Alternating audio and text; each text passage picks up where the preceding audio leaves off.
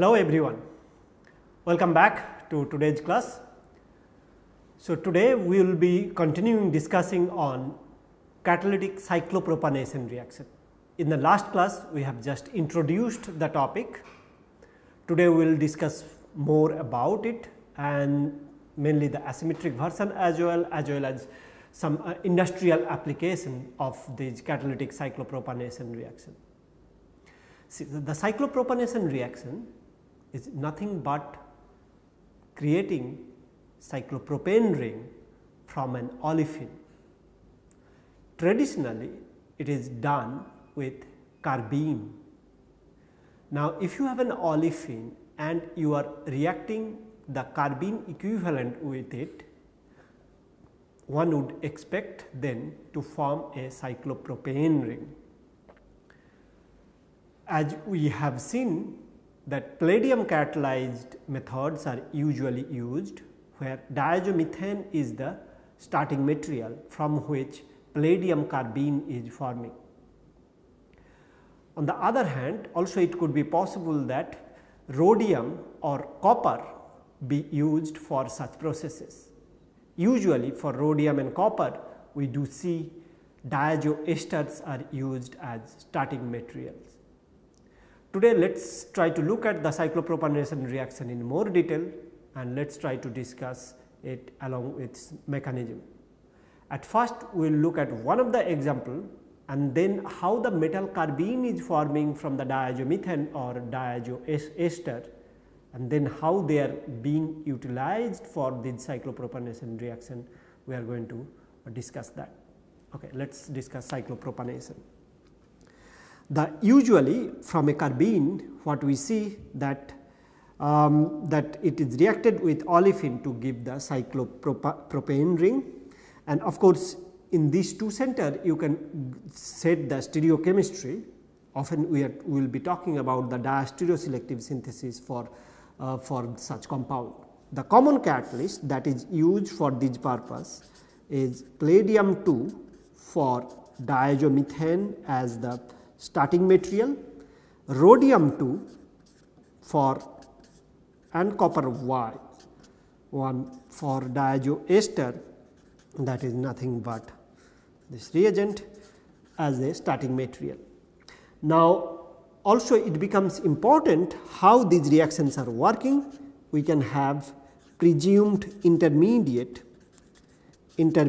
for these cases, which is nothing but a metal carbene equivalent. Of course, that is what is forming, but how it might will be forming, let us look at from the diazomethane one.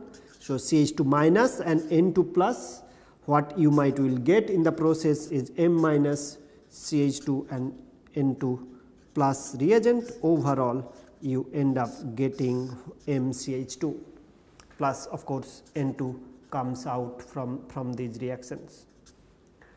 So, what we have seen right now is diazomethane reacting with metal to give the metal carbene intermediate. Of course, one would argue maybe it is the free carbene that is doing the chemistry.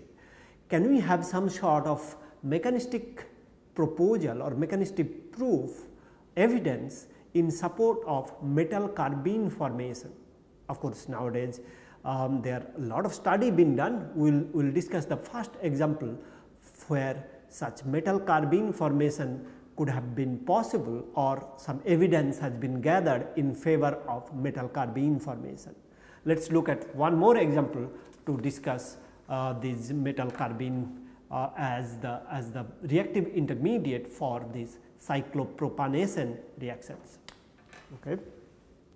So, the one examples that would like to discuss is where you have a chiral enantiopure auxiliary along with the substrate. Okay. And now, with this substrate, if you are taking a propene or the olefin double bond, what you would expect in presence of diazomethane and palladium acetate to as catalytic amount, of course, to form in presence of the chiral auxiliary. Chiral auxiliary is in here. This is the chiral enantiopure auxiliary, and from there on you would imagine to form a cyclopropane ring, because this CH2 is coming into picture, and overall you get the product that one would expect. Now, in this case we get 93:7 diastereomeric, so therefore 86% DE, which is quite interesting for such reactions. Now, still one would argue for these reactions, how this reaction might be happening, what would be the procedure. Is it the free carbene that is forming, or the metal carbene intermediate is generated during these reactions? In order to prove that, or the first evidence that came forward for such involvement of a metal carbene intermediate is the one where copper is used. Let us try to look at the first example where metal carbene could have been proposed, or the evidence has been gathered in support of metal carbene intermediate for the cyclopropanation reactions. So, the first example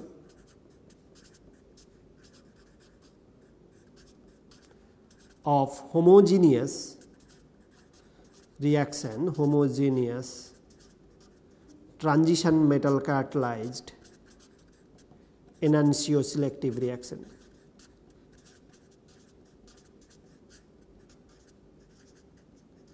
Okay.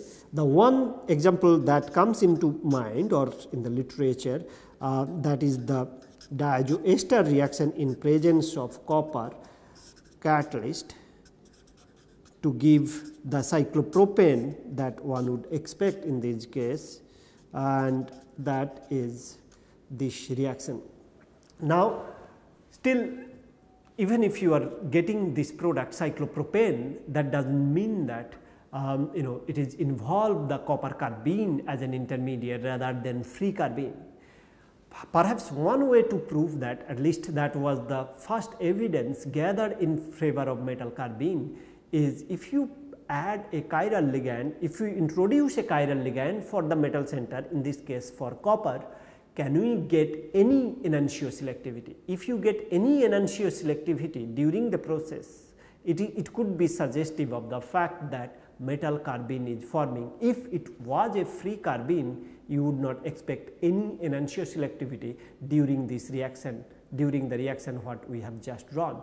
So, if any EE is there, then one can argue in favor of a metal carbene species being the reactive intermediate for the cyclopropanation reaction. Let us look at what has happened in presence of the carbene as a in presence of a chiral catalyst used for these copper catalyzed reactions. What if it is via a free carbene? The free carbene that you are expecting is this one. Okay. So, this is your free carbene, or whether this is forming copper carbene intermediate is forming. Now, of course, this you can name as copper carbene, right. This is done by Nozaki, by the way.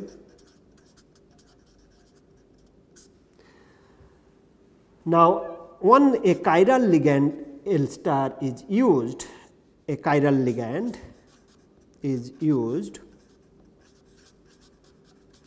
What was observed is a modest, very modest 6% EE. So, this is the reaction that then proposed that since in presence of a chiral catalyst, one can achieve some sort of EE, although very modest at best, but still this is suggesting that carbene is involved, metal carbene is involved. It is not the free carbene that is doing the chemistry. Indeed, the metal carbene is the intermediate that is involved for the cyclopropanation reaction. Okay. Now, let us try to look at one of the examples where it is used, the cyclopropanation reactions are used in industrial scale, and therefore, one can justify the importance of these processes. Indeed, in medicinal chemistry, a lot of these cyclopropanation reactions are used quite routinely. Okay. Let us look at one of those medicinally important or medicine that is utilized or produced by these cyclopropanation reactions. So, industrial application.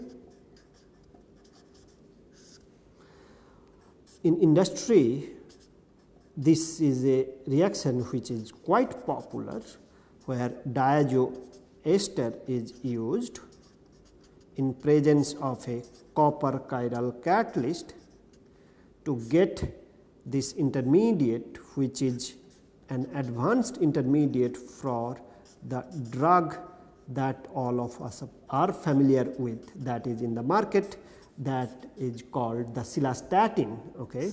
This is the structure of cilastatin, and as you know, cilastatin is used as antibiotic in conjunction with carbapenem, which inhibits the enzyme dehydropeptidase.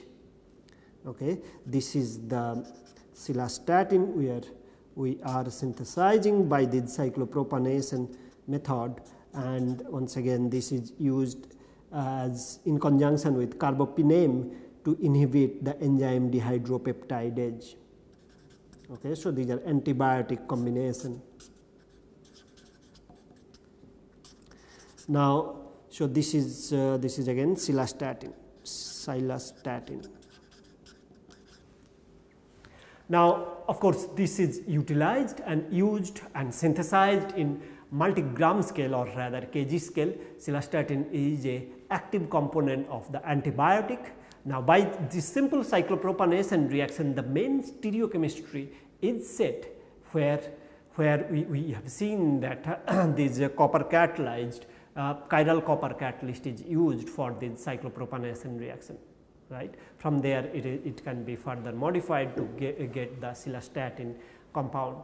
Now, of course, in addition to cyclopropane as the material, one can think of cyclopropene preparation. In those cases, as one would expect, we cannot use olefin, right. We must use alkyne instead of olefin if we are to get cyclopropene by similar method that we have seen for cyclopropane reaction. Okay.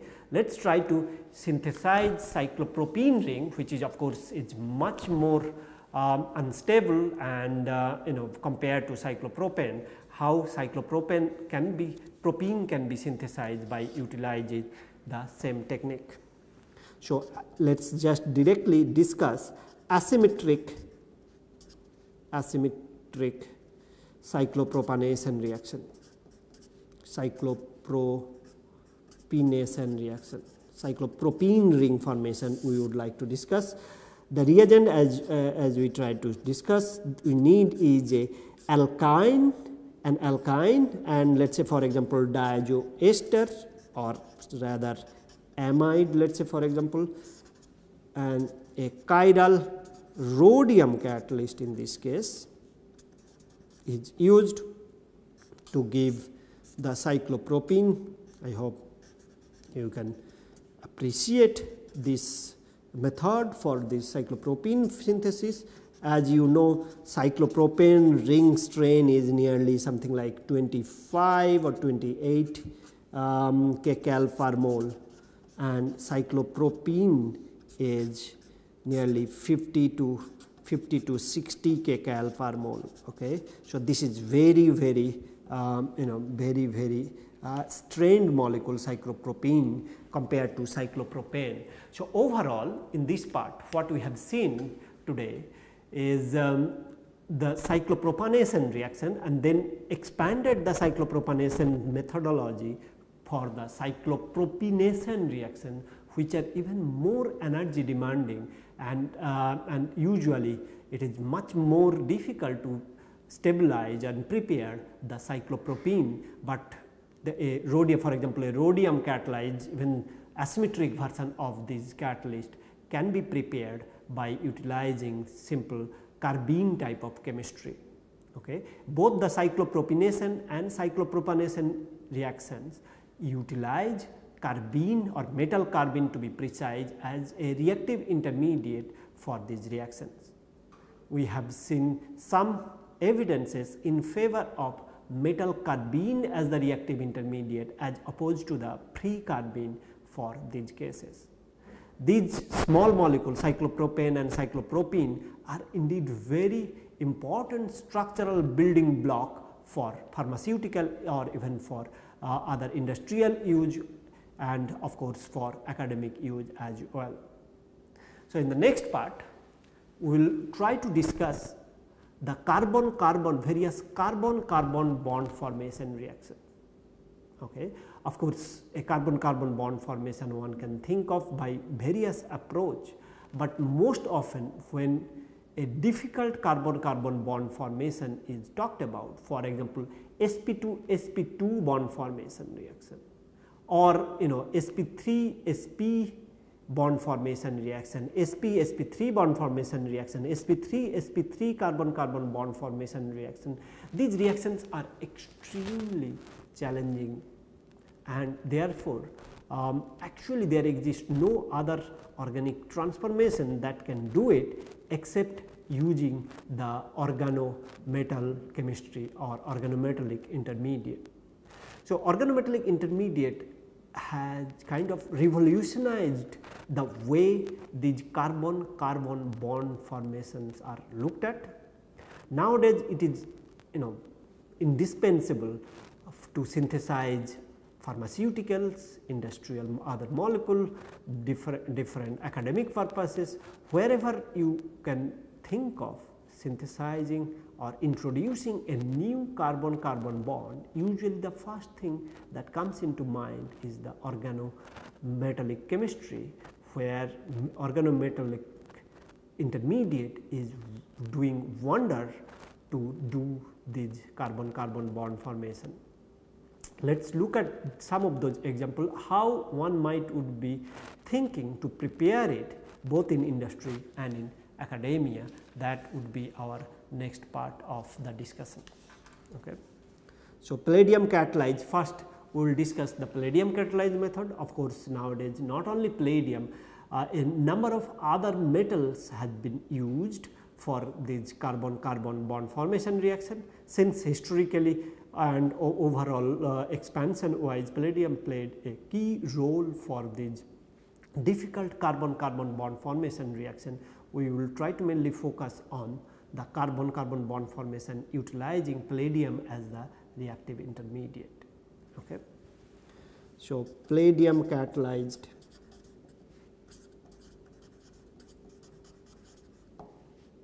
coupling reaction.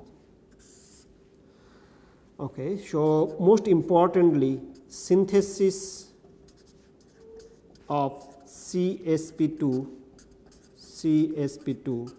bonds, right. Well, let us try to think about forming a biphenyl ring. Can this be formed very easily without invoking organometallic intermediate? I guess not. Can one synthesize this sp2 this sort of bond, or even this sort of bond? How one would think of forming these bonds remained completely under difficult situation. And of course, a number of drug molecule such as this, which I am trying to draw here, is a lipitor, where you see this is one carbon-carbon sp2 bond formation, and another, for example, this one another carbon-carbon bond formation, and you have a long chain of course over there for these processes. And overall CO2H, for example, overall these two difficult carbon-carbon bond formation reactions, this is lipitor, are carried out by doing the so called cross coupling reaction or palladium catalyzed cross coupling reactions. Now, of course, for cross coupling reactions, as you know, the reagent usually that is used is your organohalide reagent, right. For example, aryl bromide, aryl chloride, aryl iodide, of course nowadays aryl diazonium or even aryl carboxylic acid. Usually you have a aryl halide that is used traditionally, and then depending on the other reagent, other coupling partner, the reactions are differing in their name, right. We are most familiar with, for example, Suzuki reaction, right, which utilize aryl boronic acid as the coupling partner. Now, once that coupling partner is changed, of course, aryl boronic acid in conjunction with aryl halide. Now, once the aryl boronic acid changed to aryl tin reagent, that reaction is called the Stille coupling, right. So, the other coupling partner keeping the aryl halide constant, if you change the other coupling partner, the name of the reaction, because those are the usual name of the reaction are changing. So, aryl tin reaction should be called Stille reaction, aryl boronic acid reaction Suzuki reaction. If one is using aryl zinc reagent, that is called Nigisi reaction. If it is a silyl reagent, aryl silyl reagent, that is called the Hiyama reaction.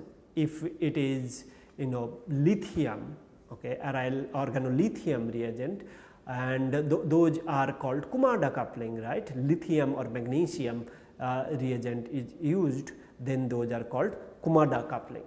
So, with all these name reactions, we will systematically discuss their pros and cons, where a particular this bond formation, carbon-carbon bond formation reaction good at, where they fail, what would be a ideal reagent that we would like to, or ideal type of reaction that one would like to use both in industry and in academia.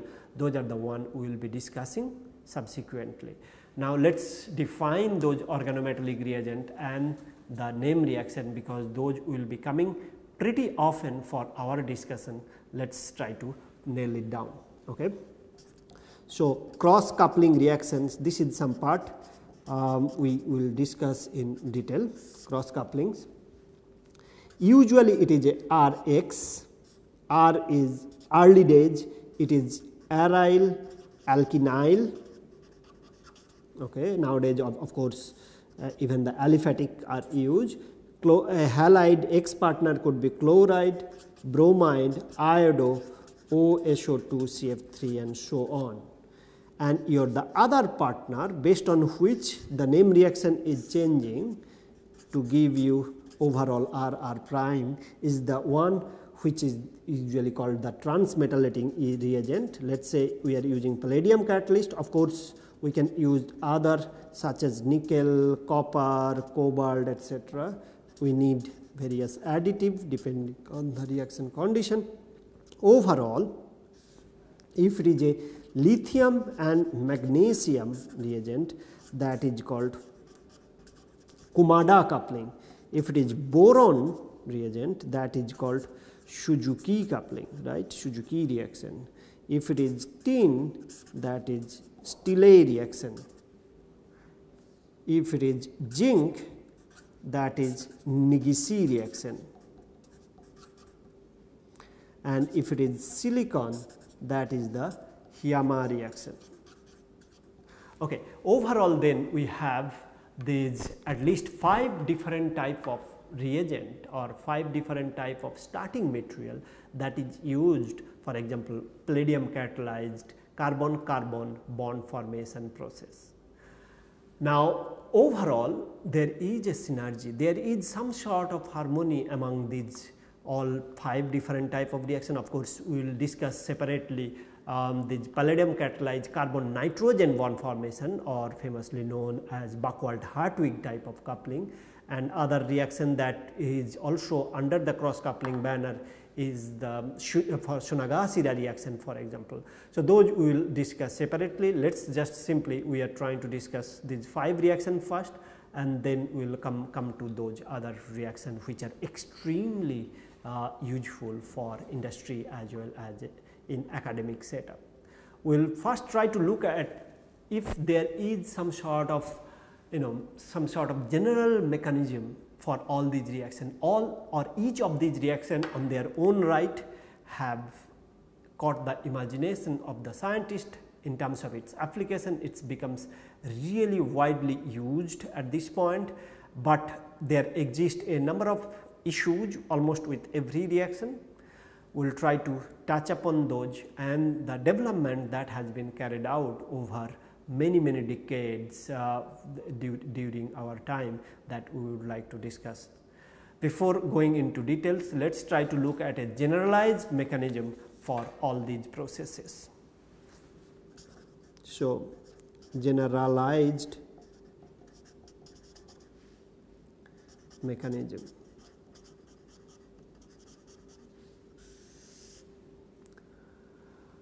Okay. For these purposes, we will have a palladium reagent. As I was saying, it is not necessary to use palladium, but we will use palladium for a general mechanism. Mechanism is oxidative addition is the first step, okay, with Rx to give a ligand palladium intermediate where R and X are attached with it. From here we get Ln palladium R and R prime, where this R prime is coming from. This is where the transmetallating reagent, that is organoboron reagent, organolithium, magnesium, organotin, organozinc or organosilicon reagents are important. Here M and X gives you Mx. Overall in the process we get R prime as the product formation, that is the reductive elimination, and this step is called transmetallation. So, it is a oxidative addition, transmetallation and reductive elimination. So, these are the key approaches for these processes. Overall, we do see that we do have a process where starting from an intermediate, when we have a lower valent intermediate, for example, palladium 0. From there on, an oxidative addition with organohalide, for example, aryl bromide, gives rise to a palladium 2 intermediate, okay, at which now we see a transmetallation. So, after oxidative addition, transmetallation usually proceeds with the R and R prime, both the carbon partner on the palladium, keeping the palladium 2 oxidation state intact. So, palladium 0 goes to palladium 2 during the oxidative addition, and during transmetallation palladium 2 oxidation state is maintained. Subsequently, we do see that this palladium 2 intermediate undergo a carbon-carbon bond formation, that means the product formation step between those two R and R prime. So, 2 sp2 carbon center, for example, undergoes a reductive elimination to give palladium 2 to palladium 0 formation that regenerates the catalyst, and one can see the product formation, or so to speak, the carbon-carbon bond formation reaction that occurs subsequently. So, by doing so, we are able to show that it is a palladium 0 to 0 catalytic cycle. So, 0-2 catalytic cycle that is involved, and during these processes then during the transmetallation process usually one would need a base that we will discuss. For other metal, a similar +2 oxidation state, if it is a, for example, nickel 1, it could be nickel 1,3 catalytic cycle. Nickel is a little problematic case, sometime depending on the substrate combination. Actually metal mechanism can change. It is usually it is usually proposed to undergo a radical type mechanism, but nonetheless, it is a overall +2 oxidation state change usually gets predicted for these kind of reactions.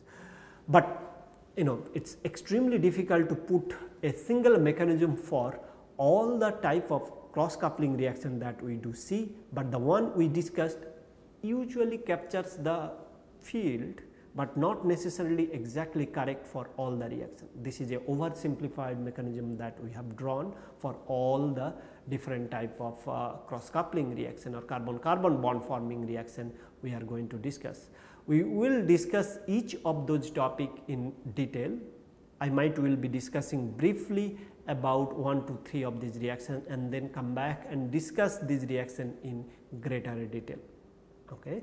We will start discussing briefly the Suzuki reaction and then maybe the Negishi reaction in a bit and Stille reaction in the next class briefly. We might will again after that we might will come back to these type of reaction in more detail to give you better idea about these processes.